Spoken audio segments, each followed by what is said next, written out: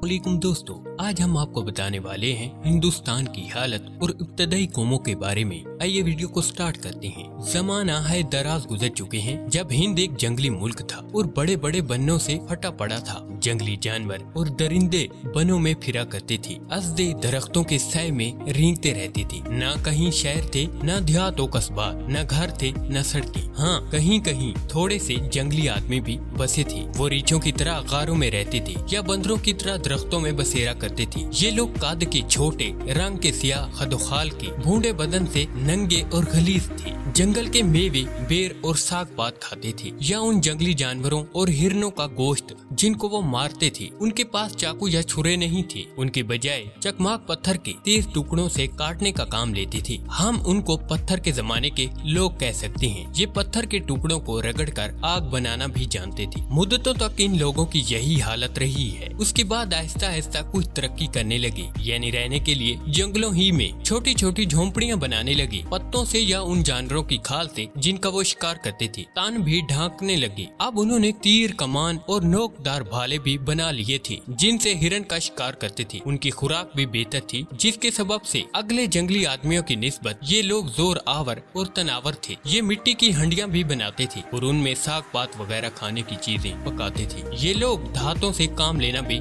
जान गए थे और उनकी कुल्हाड़ियां और नेजों की भालें बनाते थे। हम इनको धात के जमाने के लोग कह सकते हैं। निहायत ही कदीम जमाने में जो बहुत सी कौमें हिंद में आबाद थीं। जहाँ तक हमें मालूम हुआ है वो दो बड़ी नस्लें थीं, एक कोल और दूसरी दरावड़। इस वक्त कोल नस्ल के लोग तो शुमाली और वस्ती हिंद में आबाद हैं और दरावड़ नस्ल वाले उनकी निस्बत मालूम होता है कि तादाद में उनसे बहुत ज्यादा थी। मुल्क के हर हिस्से में रहते सहते थे। बाजों का ख्याल है एक कोल धात के जमाने के जंगली आदमियों की औलाद से थे। जिस तरह धात के जमाने के लोग पत्थर के जमाने वालों से बाहर निकले थे, इसी तरह धात के जमाने वालों में जो लोग जोर आवर और दाना और बेहतर थे वो कोल कहलाते हैं। बाज मौरख इस ख्याल से इत्तफाक नहीं करते। वो कहते हैं कि कोल नस्ल के लोगों का असली वतन और था, जहाँ से उठकर शुमाल मशरक की राह हिंद में वारिद हुए। हमें तहकीक मालूम नहीं कि इन दोनों आरा में से कौन सी दुरुस्त है। पुख्ता तौर पर तो हम सिर्फ इतना जानते हैं कि सबसे कदीम जमाने में ये लोग शुमाली और वस्ती हिंद में आबाद थे। कोल मवेशी न रखते थे, ज्यादातर शिकार पर बसेरा औकात करते थे। जमीन खोद कर अनाज भी बोते थे। अव्वल खेती क्यारी के लिए लकड़ी के औजारों से काम लेते थे, फिर लोहे के औजार भी बनाने लगे थे।